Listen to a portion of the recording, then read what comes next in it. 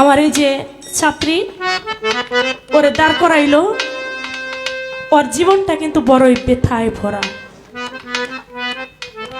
এই পৃথিবীতে ও কিন্তু এতিমের থেকেও এতিম। ওর মা পাগল পাগল হয়ে গেছে। ওর বাড়িতে ওর সৎ মা আমার কাছে দিনের পর দিন থাকে। বাবা একটা দিন ফোন দিয়ে জিজ্ঞেস করে না, চাঁদনি তুই কেমন আছিস? যদি ওর নিজের মা হইতো পারতো না,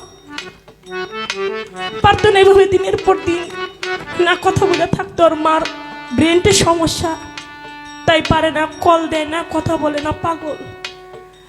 ওর বাবা সংসারের কাজ করে খায়।